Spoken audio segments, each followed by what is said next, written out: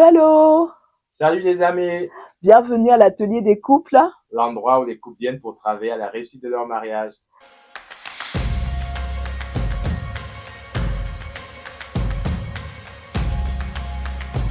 Nous sommes super contents de vous retrouver aujourd'hui pour une rubrique spéciale. Spécial qu'on a intitulé On On répond répond à à vos vos questions. questions. En effet, depuis quelques temps, on reçoit des questions des frères et sœurs.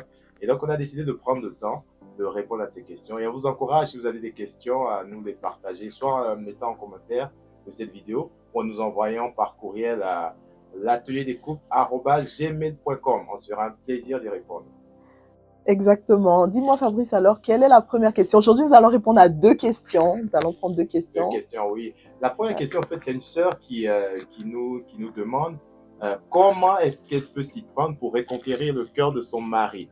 Elle estime que depuis un moment, son mari est un peu distant et elle voudrait reconquérir son cœur comme au premier jour. C'est une très bonne question. Je pense que la personne qui a envoyé la question n'est pas la seule. Plusieurs femmes se posent certainement la question et parfois rencontrent ce challenge. Et moi, la première des clés que je donnerais, c'est vraiment de faire une introspection. Ok, aujourd'hui, tu constates que ton mari, il y a une certaine distance entre toi et lui. Tu constates que son cœur n'est plus tout à fait inclinant en ta faveur comme il était auparavant. Peut-être que peut-être qu'il ne s'approche même plus de toi. Peut-être que tu ne sens pas que ton mari te désire comme avant ou, comme on dit, te calcule pas. La première des choses à faire, moi je dirais, c'est déjà de faire une introspection et te demander, mais au fait, ça a commencé quand? Un peu comme quand la Bible nous dit, regarde là où tu es tombé, au fait. Voilà, exactement. Fais une introspection, regarde là où tu es tombé, regarde là où ça a commencé. Parfois, nous les femmes, ça peut être parfois pendant les grossesses.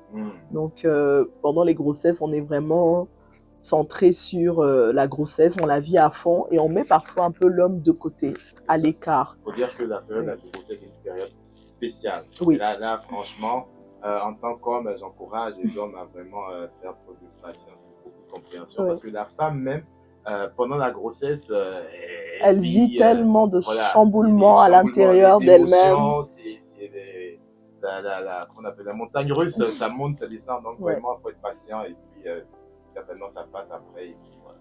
Oui. Et donc, c'est de se souvenir, en fait, quand est-ce que cette distance, en fait, a commencé? Est-ce que parfois aussi, on peut s'occuper beaucoup des enfants, notamment quand les enfants sont en bas âge. On passe beaucoup de temps à s'occuper des enfants et on met un peu le mari de côté. Souvent. Ça arrive. Ou parfois, ça peut être un projet professionnel. Parce qu'on a démarré une nouvelle carrière, on a commencé quelque chose. Alors, voilà, un nouveau boulot et on met un peu le mari de côté. Donc, c'est important de faire une introspection et de se demander quand est-ce que ça a commencé? Qu'est-ce qui a créé en fait cette distance entre ton époux et toi? Peut-être que c'est l'arrivée de quelqu'un aussi, une nouvelle amitié qui est venue. Voilà, ça peut être plusieurs éléments, mais c'est important de vraiment s'asseoir, de se poser la question, quand est-ce que ça a commencé? Et de ce passage qu'on a cité tout à l'heure en Apocalypse 2:5, la Bible dit, souviens-toi d'où tu es tombé, repens-toi et pratique tes premières œuvres. Donc la repentance, on le dit, c'est vrai, c'est demander pardon à Dieu, mais c'est aussi changer son système de pensée. Donc c'est quand on a identifié comment est-ce que ça a commencé, c'est de dire Seigneur, je veux te demander pardon parce que à ce moment-là, peut-être que j'étais occupée à faire autre chose, peut-être que j'étais prise par plusieurs activités et j'ai laissé faire et à un moment donné, je me retourne et je vois que mon mari est déjà loin en fait. J'ai mis une distance. Voilà, ça crée un fossé entre vous. Donc c'est de dire Seigneur, je te demande pardon et à partir de maintenant, je décide de rectifier le tir. Donc maintenant, tu décides de rectifier le tir. Et tu commences toujours par la prière, toujours par la parole de Dieu. Tu viens devant le Seigneur, tu dis, la Bible dit que le cœur de mon mari est attaché à moi. Le cœur de mon mari est comme un courant d'eau entre les mains de l'Éternel. Il incline là où il veut. Seigneur, j'ai reconnu, j'ai demandé pardon. Peut-être que ça venait de moi, peut-être que c'était des facteurs extérieurs qui ont créé cette distance entre mon mari et moi. Mais voilà ce que toi, tu dis dans ta parole. Tu dis dans ta parole que le corps de mon mari m'appartient.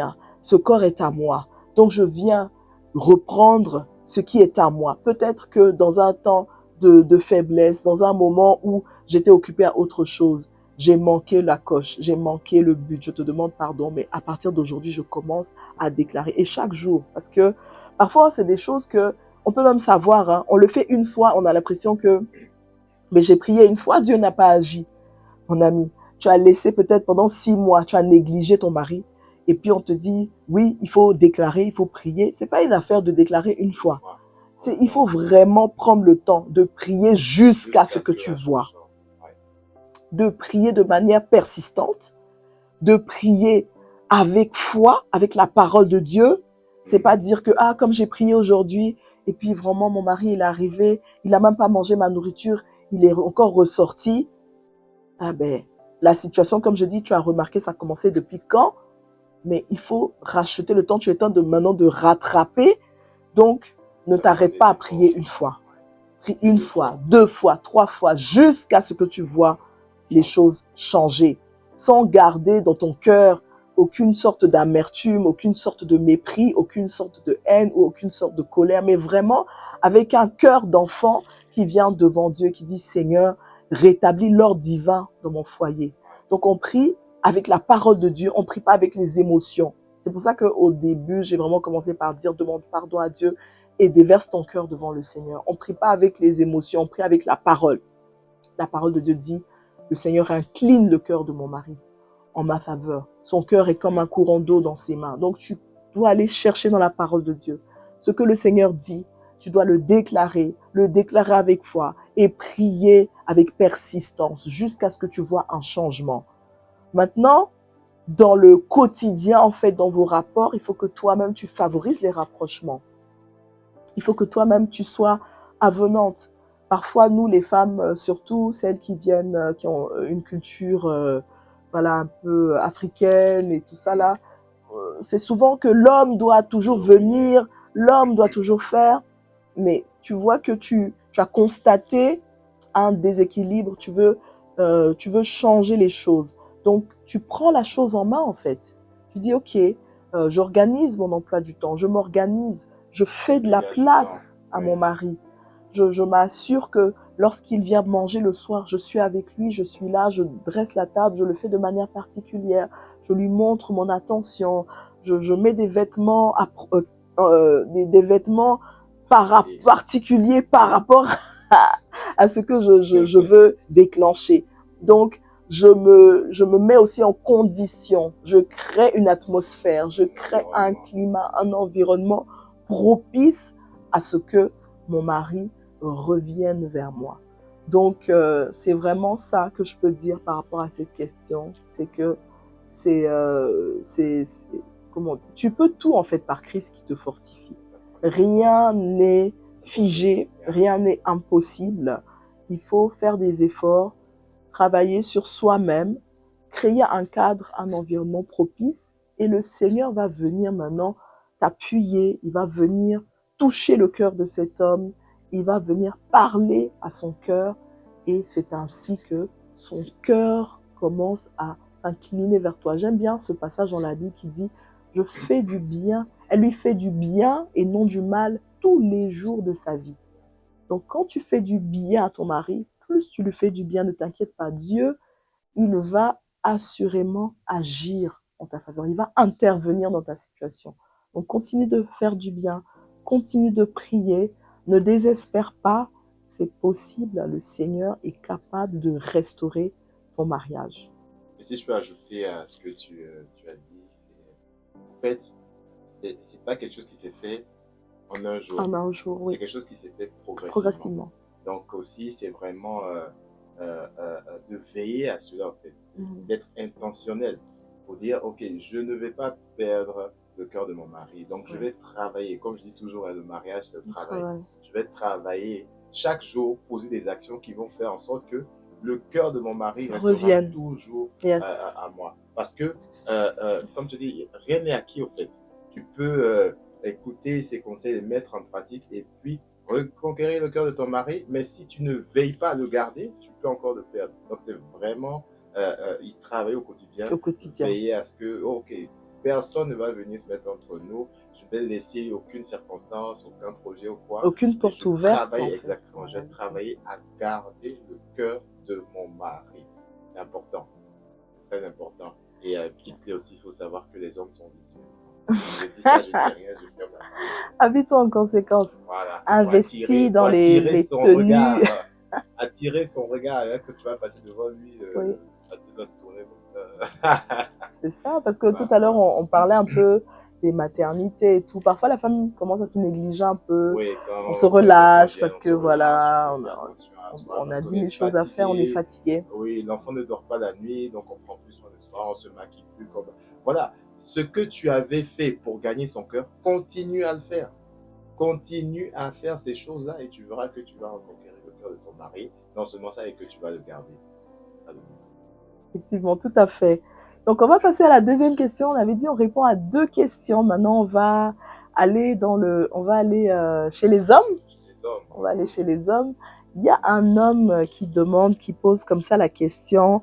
Ma femme prend les devants. Ma femme prend les devants sur des projets, plusieurs choses dans le foyer et je ne me sens pas à ma place. Je vois que ma femme prend beaucoup les devants des choses, ne me respecte pas, sans demander mon avis, elle prend des décisions. Que faire? Que faire? Wow. Très bonne question, et puis j'en suis sûr que plusieurs hommes aussi se posent la question. Mais on va essayer par la grâce de Dieu d'y répondre. Déjà, ce que je peux dire, c'est de savoir que la Bible dit que l'homme est le chef de la famille. L'homme est le chef, c'est-à-dire que l'homme est le premier responsable de la famille. Et si aujourd'hui, peut-être tu te dis, oh, ma femme, elle prend les devants, c'est de te poser la question, est-ce qu'à un moment donné, tu n'as pas occupé ta place de chef, ta place de responsable?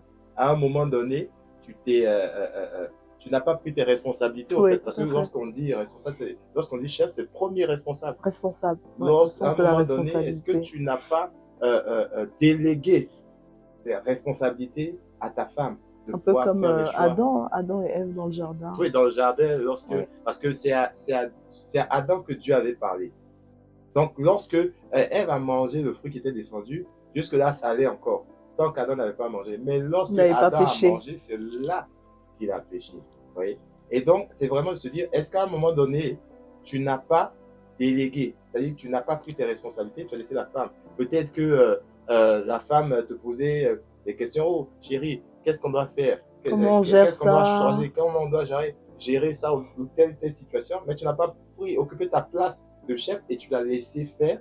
Tu dis, oh, choisis, oh, décide comme tu veux. Comme tu veux. À un moment donné, elle se dit, ben, si tu ne décides pas, et puis en fonction des tempéraments, il y a certaines femmes qui sont très entreprenantes, qui vont prendre des décisions, qui foncent. Donc, une, deux, trois fois, tu dis ça, mais la troisième fois, elle va dire, ben, je n'ai pas besoin de poser la question. Hein. Je fais comme je veux. J'y vais directement. Ça arrive souvent, pardon de t'interrompre, mais ça arrive souvent même ça commence parfois lors de la préparation du mariage. Parce que l'homme, c'est vrai que lui, il ne s'implique pas trop. Il n'est pas trop dans les détails. Le choix des couleurs, la salle, l'homme. Donc parfois, il a laissé depuis ce moment à la femme de prendre un peu les devants. Et puis après, elle, peut-être, elle a pris goût, elle s'est habituée. Voilà, après, elle s'est oubliée. Elle continue au fait sans toi. Donc surtout en fonction des tempéraments, comme je disais. Donc c'est vraiment déjà de se poser la question.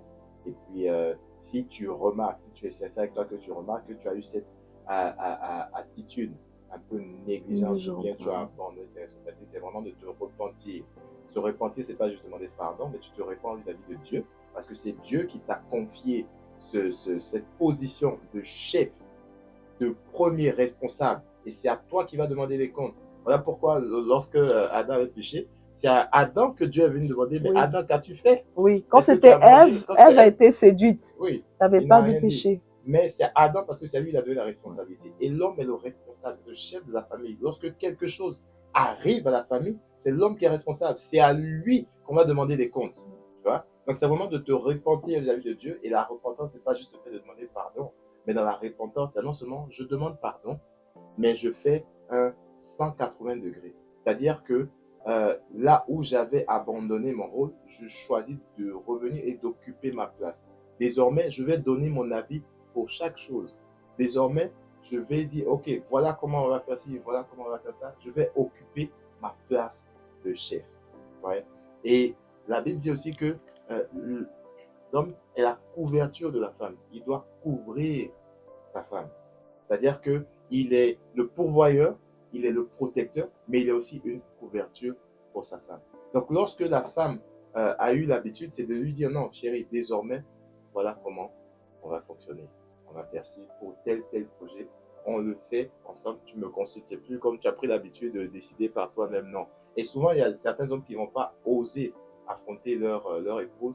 C'est ça, j'ai fait dire, tu fais comment pour dire comme ça à ta femme, désormais, non, tu me consultes. consultes. Tu ne viens pas comme un dictateur. Non, mais tu dis, justement, en ayant un temps de discussion, c'est pour ça que la communication est importante dans le couple. Parce que la communication, c'est pas juste dire, mais c'est se faire comprendre. C'est comprendre l'autre et se faire comprendre également.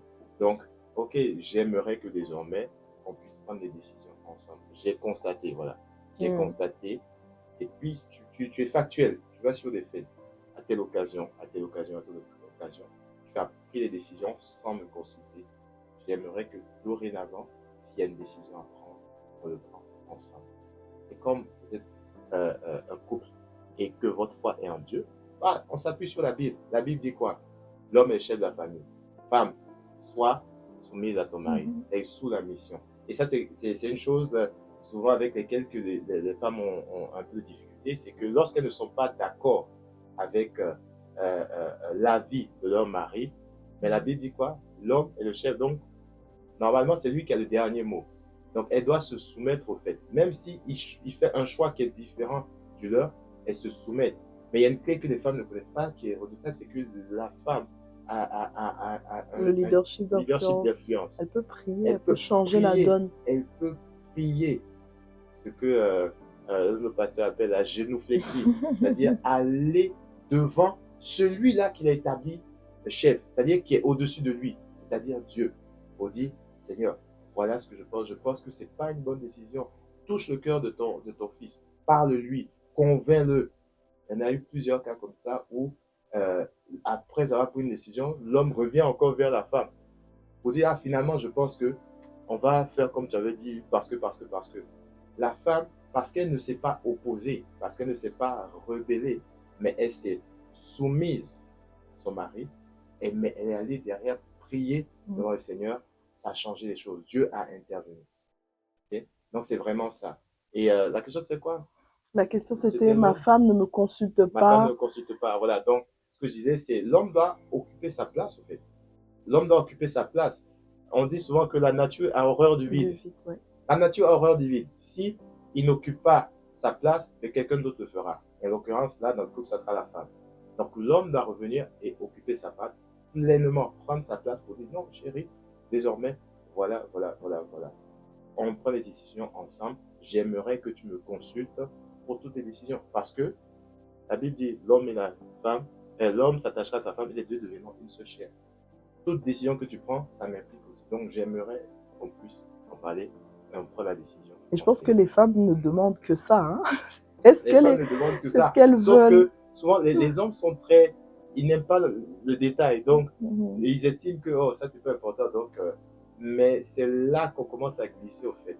Sur les petites choses, si tu commences déjà à être négligent, à ne pas t'exprimer, au final, la femme va prendre l'habitude pour dire, ben, si je demande, il va dire, fais comme je veux.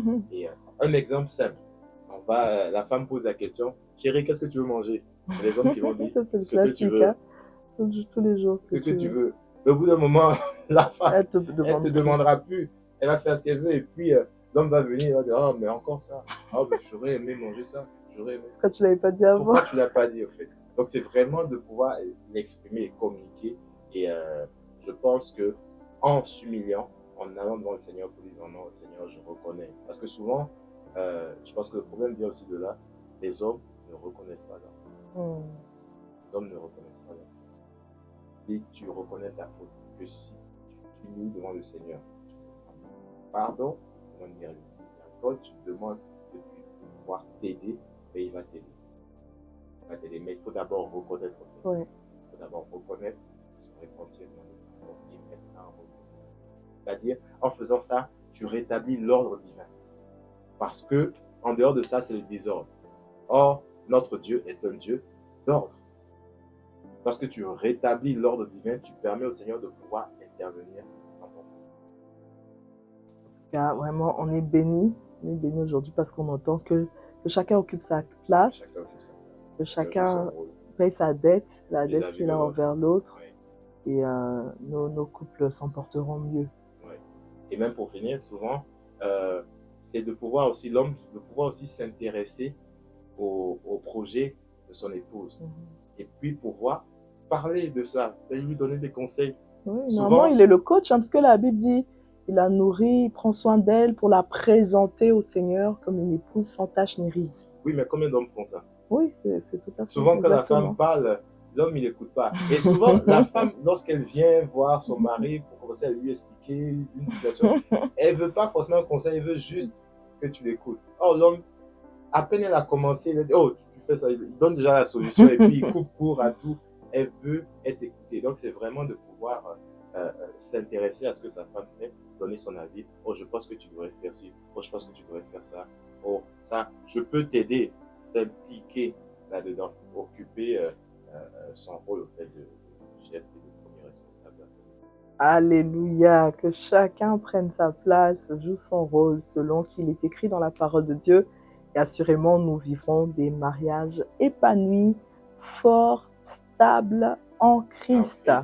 Oui, et puis dites-nous ce que vous en pensez. Si vous avez d'autres questions aussi, n'hésitez pas à nous les mettre en commentaire et puis ou à nous envoyer par email à l'atelierdescouples@gmail.com. Ou même comment vous faites, comment vous aurez répondu à cette question, c'est que vous avez des choses aussi à apporter. Oui. Sentez-vous libre. Aussi, oui, on aimerait bien savoir comment vous avez géré ce genre de situation.